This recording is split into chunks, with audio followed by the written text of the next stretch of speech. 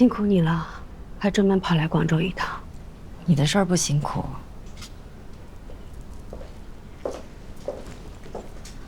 吴总怎么样了？已经转移到全身，熬不过几天了。不过这几天人还算清醒，在交代一些该交代的事情。妮可上飞机前告诉我了，他应该很快就到了。老胡应该对女儿有一些财产上的交代，有你在，我就放心了。那你呢？作为前夫，他对我也算不薄了，也算有情有义。姐，老胡几个月前的那份遗嘱，他写的可是要把公司的股权都留给他和美元的儿子。我知道你对公司的感情。刚才在里面陪他聊了几个小时的创业往事，真是耐心都耗尽了。待会儿咱们回家再说吧。好。你狗不要脸的！你凭什么来？你凭什么来看我爸？妮可，我真是恭喜你啊！你的心愿就要达成了。你这些破心机、算计，可真是一点都没浪费。这里是医院，你爸还在病房里，给彼此都留点脸面吧。我原本有爸，有妈，我有完完整整一个家。是你来了之后，我们家才4分5裂。你一个舞蹈私教老师，利用我勾引我爸，伤害我妈，你配跟我谈什么脸面？看来这2年，你妈也没有好好管教你。再给我说一遍，我们家的事儿你有什么资格说？我爸他这样都是因为你。唐兰姐，妮可，刚下飞机，还没看你爸爸呢吧？抱歉啊，妮可年纪小，一时情绪失控。唐律师，我们又见面了。各位安静点啊！吴总现在的身体呢，已经说不了太多的话了，大家还是先回吧，明天过来探望。医生，我坐了10几个小时飞机回来，能不能就进去看一眼？妮可，听医生安排，妈妈等你了啊。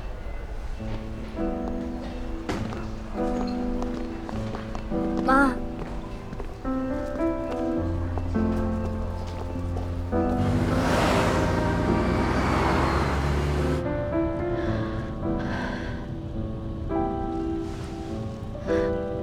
我爸到底怎么样？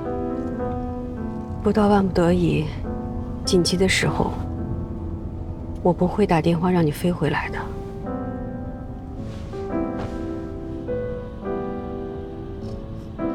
他还说今年圣诞来英国陪我。你爸这2天一直都在念叨你，妮可，你只要记住，爸爸一直是爱你的，就可以了。阿姨，我爸的公司都要留给那个女人的儿子吗？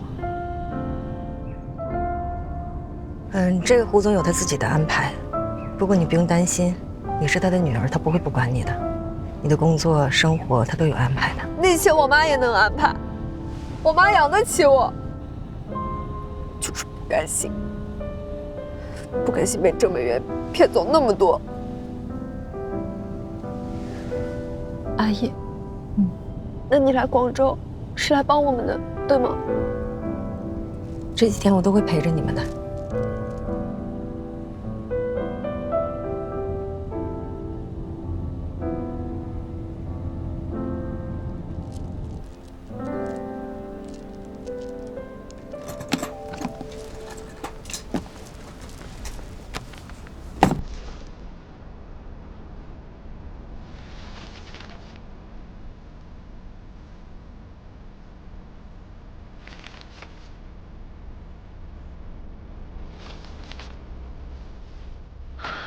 胡总知道这件事吗？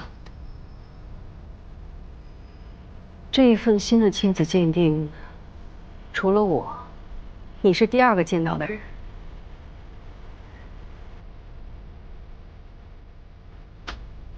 可是胡总之前立遗嘱想要把持有的股权留给儿子的时候，曾经做过一份亲子鉴定。那一份是郑美元伪造的。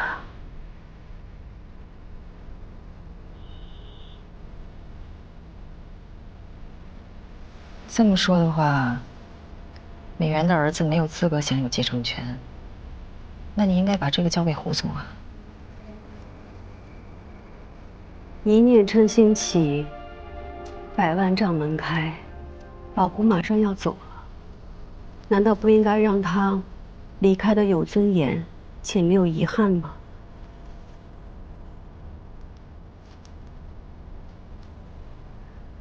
你说的对，郑美元跟他的孩子根本就没有资格得到股权。我希望你拿着这份新的亲子鉴定，去找他好好谈谈，让他放弃那些本就不该属于他的东西。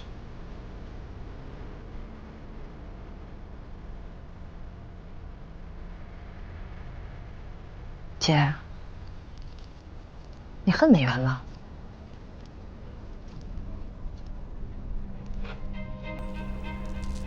人在做，天在看。毕竟这一切都是他郑美元造的孽。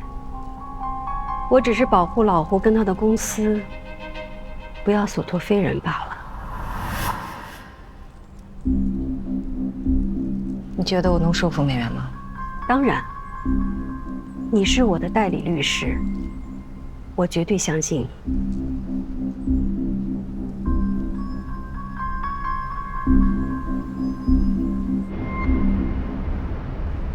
康律，听说你们神君所那几个女律师可是名声在外啊，人美，业务能力还强，就是脾气不大好。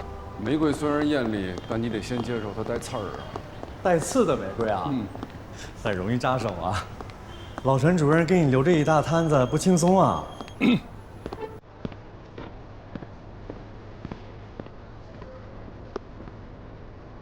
这位是？我们所的玫瑰。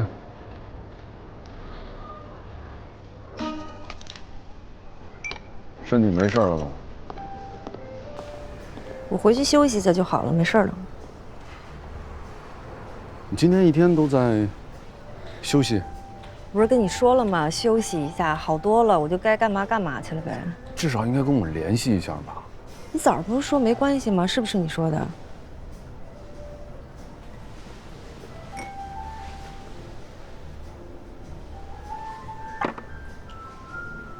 我今天出去是办一件很重要的事儿。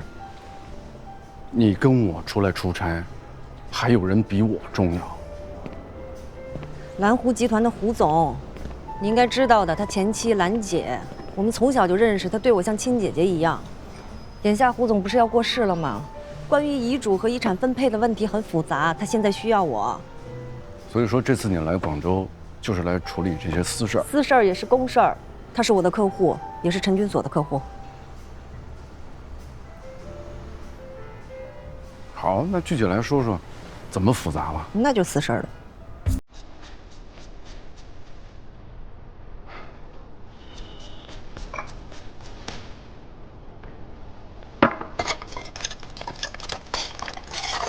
我一直以为上次我们聊过以后，我们已经是盟友了，甚至常主任说是就是呗。哎，再给我来一个冰桶，谢谢。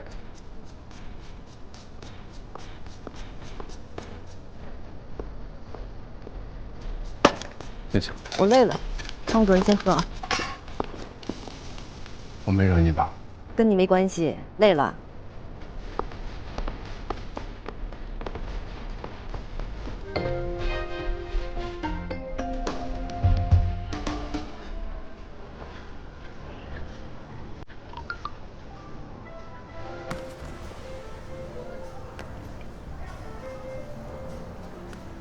明天如果有空，跟我一起去见委托人，具体情况我整理一下，晚点发给你。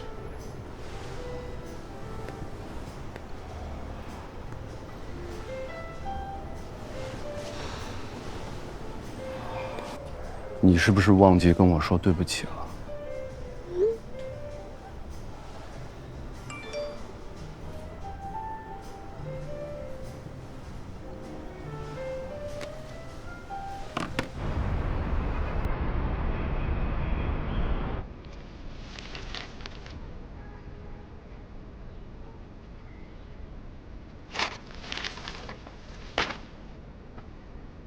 你们想干什么？我的当事人希望你能主动放弃火药组继承公司的股权，作为补偿，你可以提出你经济上的诉求。凭什么？这份所谓的亲子鉴定书你们是怎么搞到的？我只能告诉你，这份鉴定书的结果是真实的，我相信你也清楚。所以说，这一切都是你们搞的鬼。郑女士，这个话是指什么呢？唐律师，当初老胡和他前妻离婚，是你帮他拿到了老胡的一半股权，还有很多房产。看来从那时候开始，你们就有所安排，处心积虑弄到这份弄虚作假的亲子鉴定书来污蔑我，要把我扫地出门。你们律师的手段还真是下作。郑律师，我希望你能注意自己的言辞。你这种毫无证据的指责可能会涉嫌诽谤，是不是诽谤，你们心里清楚。所以郑女士确信胡耀总就是胡总的亲生儿子？当然，我之前就做过亲子鉴定，所以老胡才会立遗嘱把股权留给他的儿子。明白。那我觉得我需要提醒你啊，亲子鉴定书是具有法律效力的，同样，如果伪造的话，是犯罪。你什么意思啊？就是说我的这份鉴定书是伪造的了？我没有这样说，但我会去查真相。郑律师，我希望你能清楚，如果最后查出胡耀祖不是胡总的儿子，不只是对你和孩子，对胡总，对蓝湖集团都会造成不可逆的影响。我相信没人会希望这样的结果发生吧？那就请便吧，告诉姓蓝的，他的这份鉴定书我不认。别说什么为了公司，为了老胡，到头来他不过也是处心积虑图谋老胡的财产，而你们就是他的帮凶，一起算计，把我们母子往绝路上逼的帮凶。郑律师，别激动啊，别激动，我们其实过来就是传达一下委托人的意愿而已。没关系，你再思考一下，我们随时联系，好吗？我们先走吧。走吧。再见。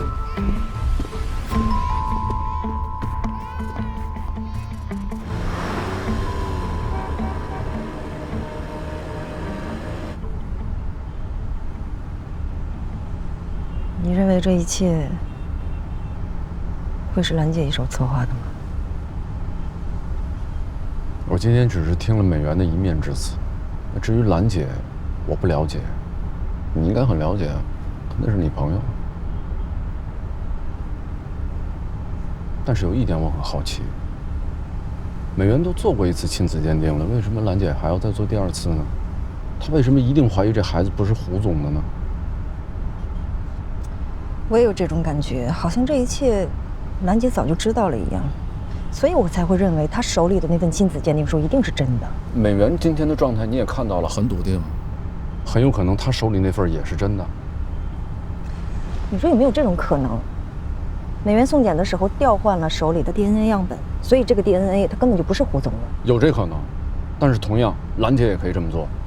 不会的，兰姐不会在这个时候冒这么大的风险去伪造一份鉴定书的，除非她早就预见了另外一种可能。什么？假如美元说的是真话，兰姐趁胡总病危的时候拿出这份新的亲子鉴定书，想逼美元去放弃继承股权。再或者，兰姐是想趁这个时候以低价买入股权，加上她手里原本持有的，那么她将会是蓝湖集团最大的股东。所以我要不要提醒你一下，我们是兰姐的委托人，你这么想对她不利。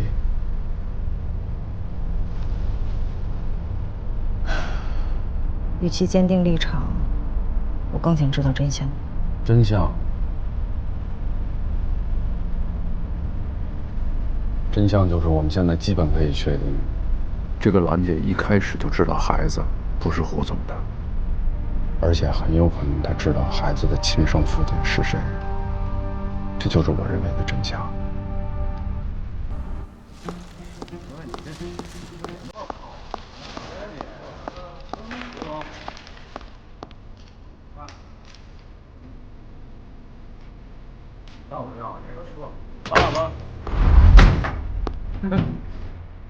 嫂子，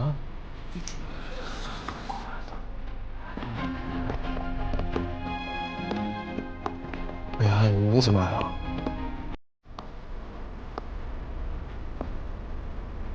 边边，这些天的折腾，你都瘦了。解锁。啊？解锁。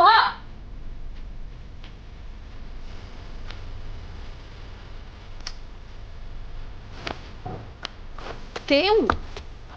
美元。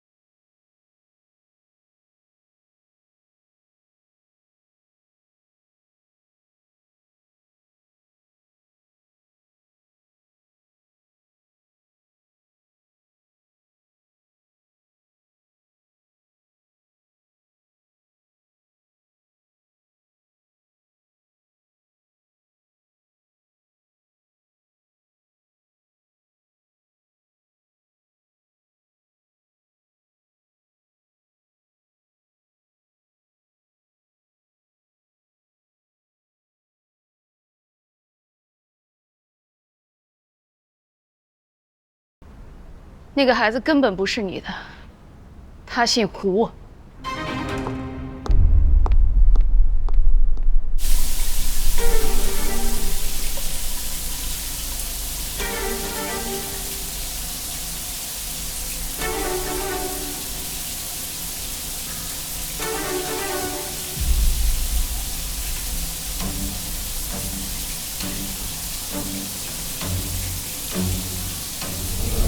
美元都做过一次亲子鉴定了，为什么兰姐还要再做第二次呢？她为什么一定怀疑这孩子不是胡总的呢？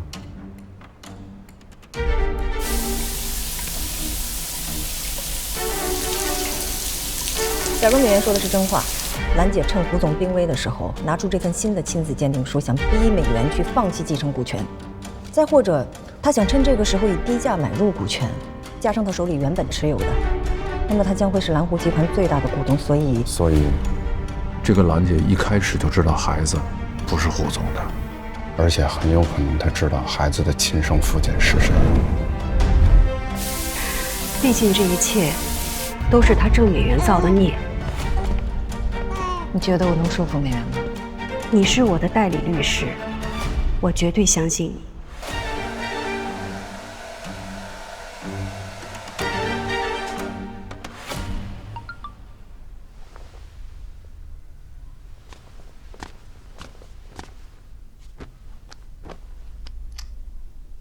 唐律师，明天上午10点，云栖庄包间，我们再谈谈。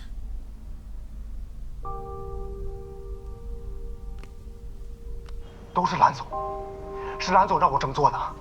我输了钱，我欠了高利贷，我实在逼得走投无路了。是蓝总说，只要我听他的，他就帮我摆平一切。事成之后还给我80万，80万。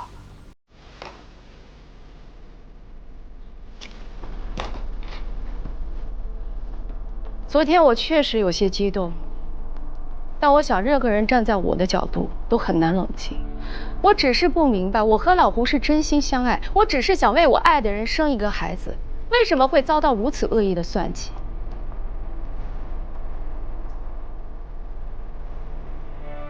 前面的话还不能作为确实的有效证据，事实是否像录音中所说的那样，我会向我的委托人求证的。你的意思是说，他做的这一切也完全不知情。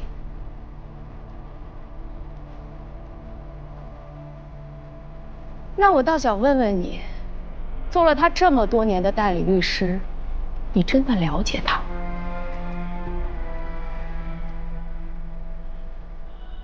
郑女士，这段录音就算是属实的话，那它也同样证明了你和严彬婚内出轨的事实，这对你不利。我出轨，我承认。但你们说孩子是我和严彬的，我不认。我再说一次，胡耀祖是老胡的亲生儿子。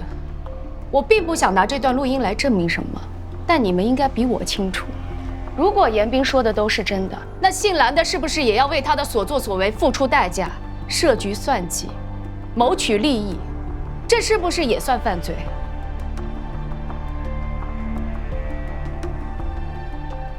昨天你们传达了蓝总的诉求，我想应该没有变化吧。那么今天我正式回答你们，我不接受他的条件。老胡的遗嘱明确写着，会把公司所有股权全部交给耀祖继承，并在他成年之前由我来代持，这是我们应得的。如果他想要，价格应该由我来开。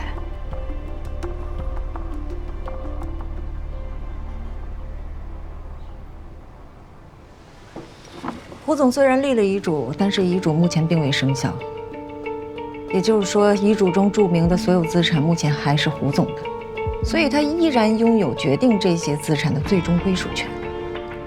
如果你不认可兰姐的亲子鉴定，可以去找有关部门核准；如果你还不认可，我们也可以在双方的见证下再做一次亲子鉴定。可是，如果等到第3次亲子鉴定的结果出来之后，也许那个时候我们只能法庭上见了。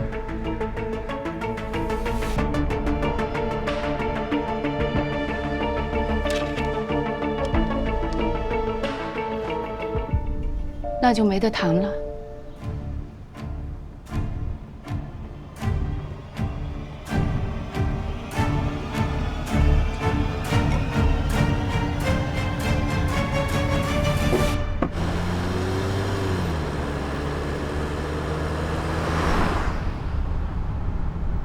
美元提供的那个录音，虽然是被剪辑过的，但听上去不像假话。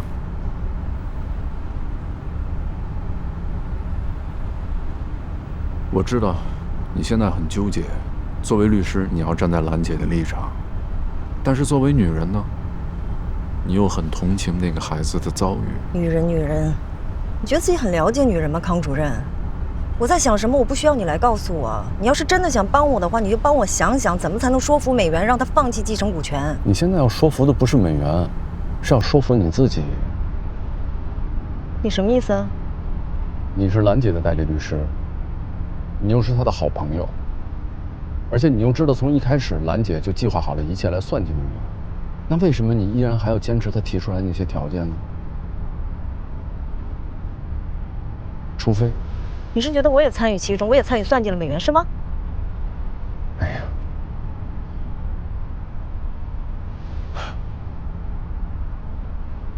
停车！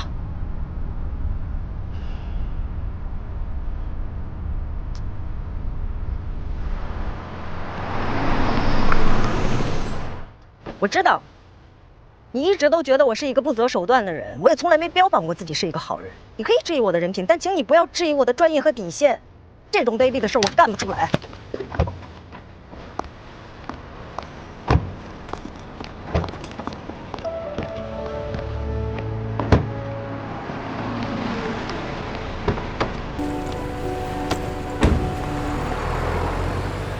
暴脾气。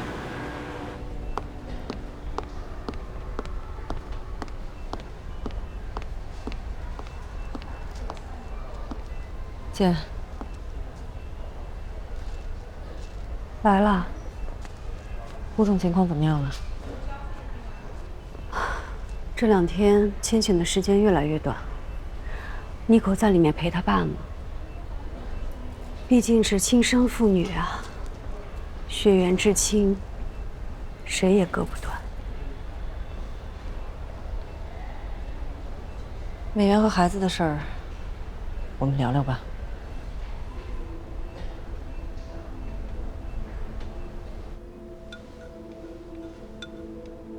我的条件，他不答应。姐，你到底还有多少事是瞒着我的？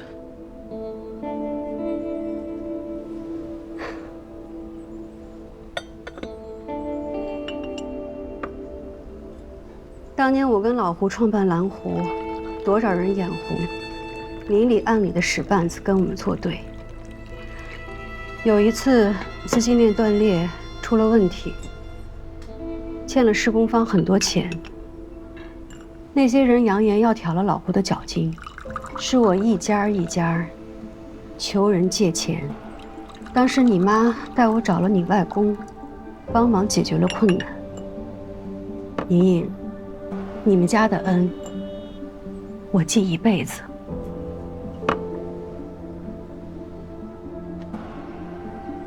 后来，公司走上了正轨，可Nico又生病了。老胡呢，就让我回家带孩子，他自己一个人管公司。他胡家那些兄弟姐妹，一个个不学无术，却都挤进公司要谋个职位。老胡这个人也心软，都给了他们股份。可是他们在背后干的那些见不得人的事儿，以为瞒得了我？再后来，又出现了一个什么郑美元，当然，他也不是第一个了。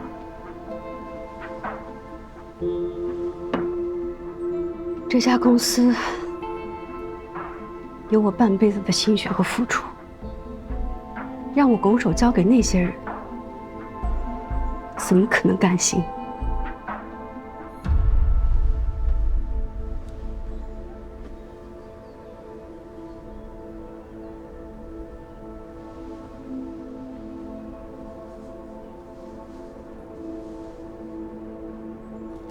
美元没有我们想象的那么简单。他手里有严彬的录音，对你很不利，而且他也不承认那份亲子鉴定书是他伪造的。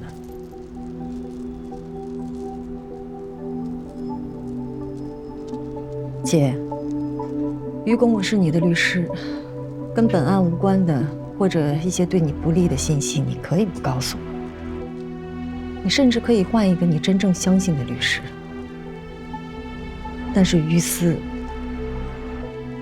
这么多年，我一直把你当成我最亲近的人。作为妹妹，我希望你能告诉我真相，我才知道该怎么帮你。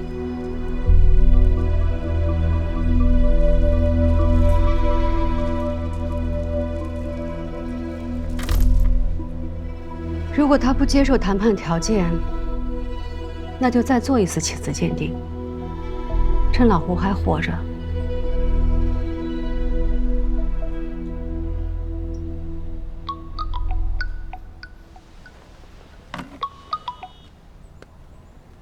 喂，美元报警，说孩子丢了。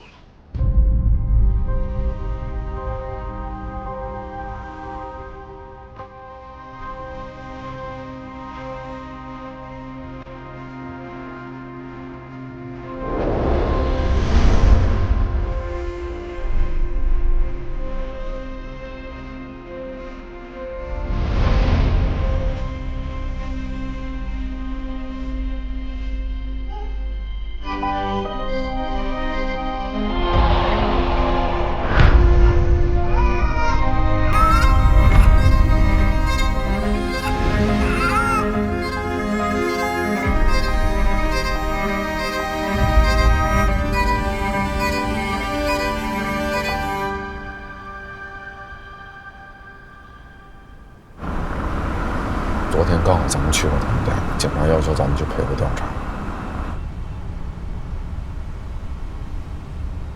你还好吗？你怎么了？你信我吗？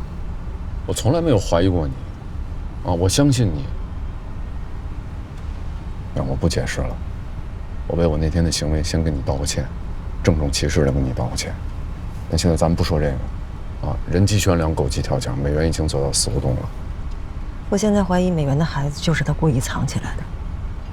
这只是一个猜测，需要证据。孩子失踪这件事儿，最大的获利者就是他，可如果孩子一旦出什么事儿，或者消失的话，我们每个人都有无法推卸的责任。还是需要证据。警察比我们的经验丰富，他们会有更专业的推断。一会儿配合调查，你先不用说你的猜测，以免影响警察的判断。我们是蓝女士的代理律师，昨天也是受蓝女士的委托，去胡总家和他的妻子郑女士去谈遗产继承的相关条款。当时你们去的时候，有没有与郑女士发生冲突？没有。那么当时有看到孩子吗？看到了，孩子就在旁边。后来因为哭闹，旁边有一个保姆，她去照顾。哎，警察同志，这个孩子失踪一定和他的母亲郑美媛有关。我建议调查郑美媛所有的社会关系，一定有线索。哦，他还有个司机叫严斌，要查他要快。党委怎么办？如何办？人家有安排，好吗？你先坐下。是，我知道。这没时间了啊，警察同志，这根本就不是一起普通的儿童失踪案，这个案子背后的情况非常复杂。我现在怀疑就是这个孩子的母亲郑美媛故意把孩子藏起来的。你怀疑的依据是什么？你知道孩子是在哪里失踪的吗？不是，不管这个孩子在哪儿失踪的，这个郑美媛她一定知道情况的。你相信我，如果不尽快找到这个孩子，这个孩子可能会有危险的。几个月大的孩子不会说话又不会走路，如果有人呢刻意藏匿，寻找起来是非常困难的。况且啊，报案人说孩子是在广场失踪的，我们正在排查监控，需要时间啊。不是，我说了这么多，为什么不能直接调查郑美媛呢？她一定知情的呀。你和孩子是什么关系？我跟他没有任何关系。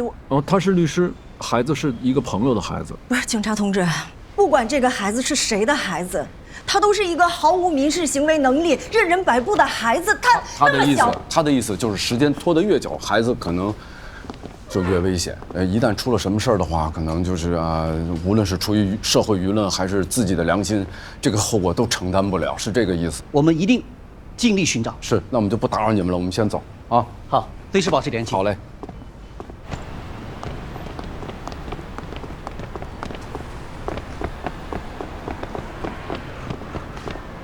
你在干什么？刚才，能不能冷静一点？我跟你说，不是只有你想的那一种可能，懂吗？比如说，他的亲生父亲觉得事情败露了，把孩子给接走了，有没有这可能？再或者，真的很不幸，被那些拐卖儿童的给盯上了，有没有这可能？你说的对，我们需要的是证据。所以，只要郑美媛开口，就会有转机。不是，郑美媛她怎么可能开口啊？老胡的时间不多了，他现在只需要把孩子藏起来一段时间，等老胡一过世，他就能继承股权了。就是我们一次又一次的谈判，把他逼上绝路的。如果他真的想用这个孩子换取他最大的利益，他甚至……当然，我不愿意这么恶毒的去假设一个母亲，但如果这种可能他真的发生了，怎么办？你不要用你的个人情感来做这么最坏的一种猜测，好吗？唐莹莹律师，你向来都是兵来将挡，水来土掩。刚好这次是个考验。给我去找他。找谁？找郑美媛。找谁？你找他有用吗？你在他那碰的钉子还不够多吗？我去。你去，你去他就开口了，他就能告诉你实情了。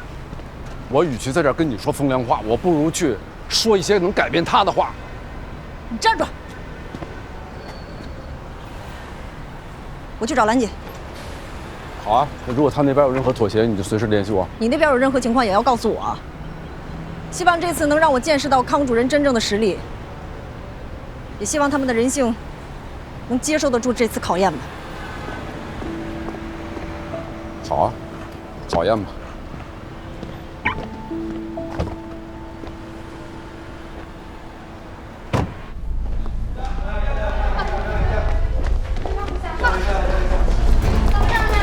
医生怎么了？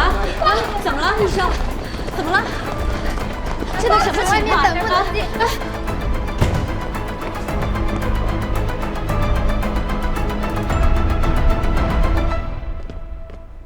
这边请。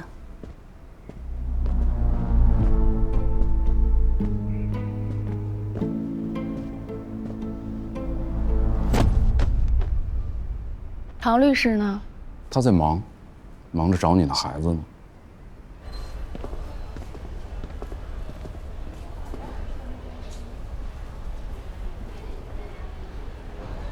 妮可，你在这等消息，我跟唐阿姨聊几句。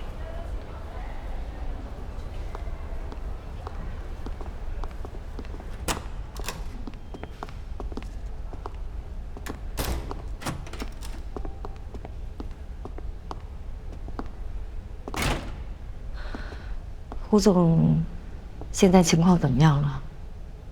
在里面抢救呢，生死难测。姐，我们现在来做一个假设，假设美元和别人生孩子这件事情是你一手安排的，然后那份伪造的亲子鉴定书也是你安排的，整个局就是为了让你能够在胡总去世之后，成为蓝湖集团最大的股东，所以你从始至终的目的就只是公司。爷爷，你好像是我请来的代理律师吧？所以我现在是站在你的立场上来替你假设的。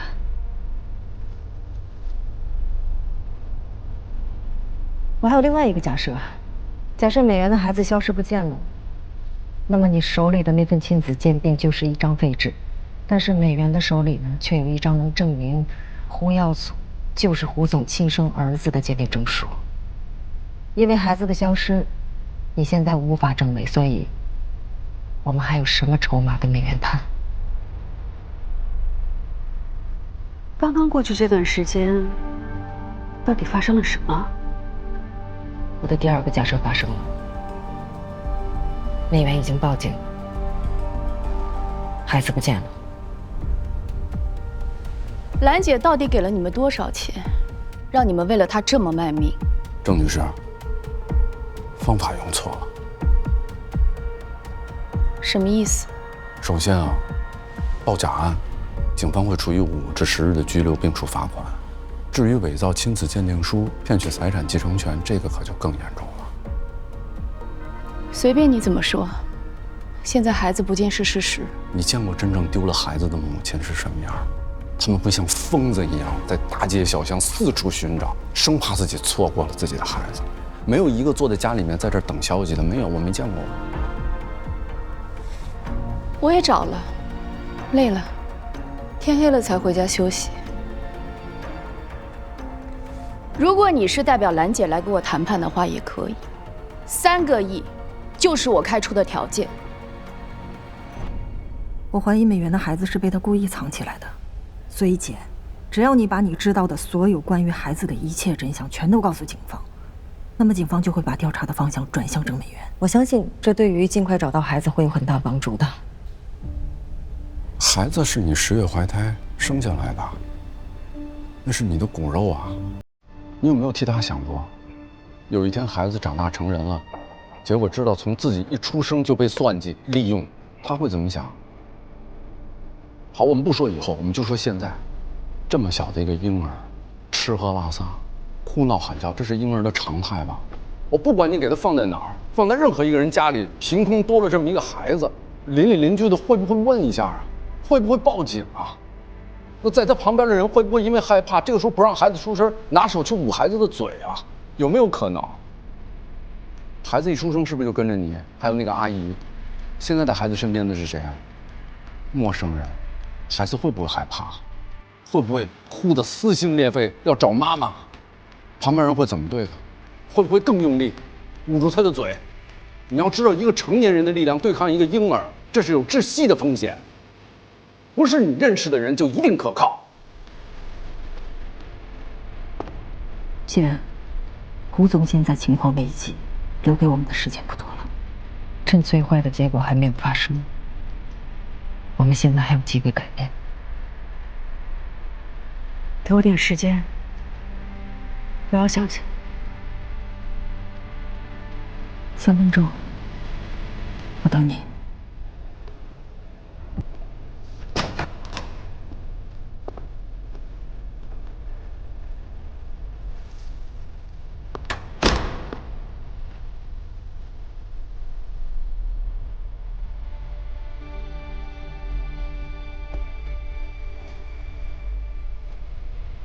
远亲、同乡、严逼给你介绍的人，你相信他吗？是花钱雇的人吧？如果他知道这孩子是胡总的儿子，会不会再勒索你，要更高的价码？如果有别人出的价更高，把这孩子直接卖掉，有没有这可能？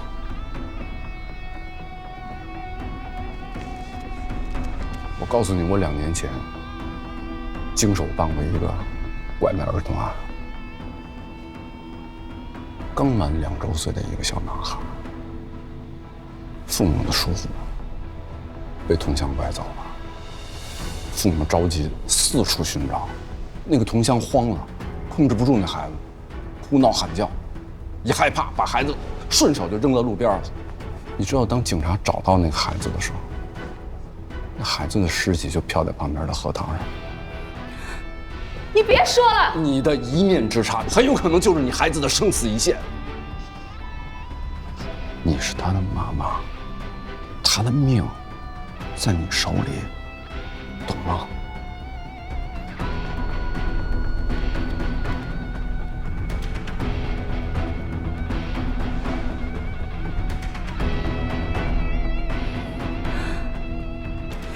何娜湮灭的铜像，他把孩子带到郊区了。哎，姓名、地址、电话。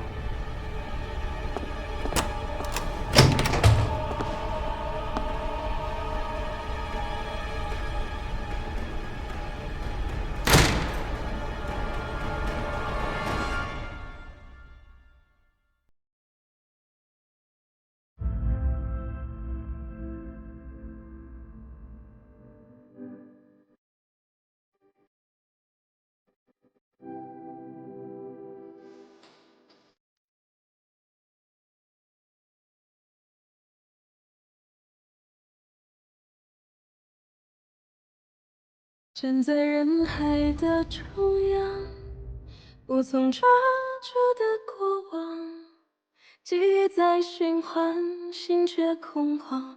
寂静着，从夜晚数到天亮，走入人海里流浪，心在潮汐里安放。记忆的海洋倒映出星光，深的夜就不会无法抵抗。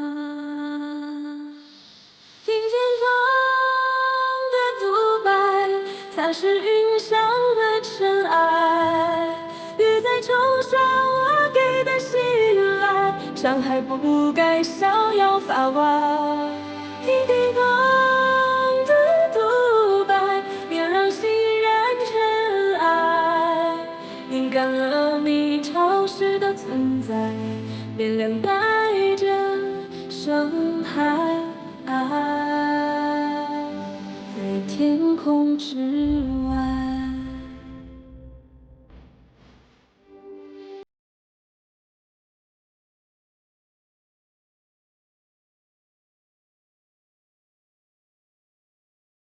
我在人海里跌倒，为这场关系松了绑。记忆的海港不再喧嚷，黑夜等待破晓，拥抱日光。听天空的独白，擦拭云上的尘埃，雨在冲刷我给的信赖，伤害不该逍遥法外。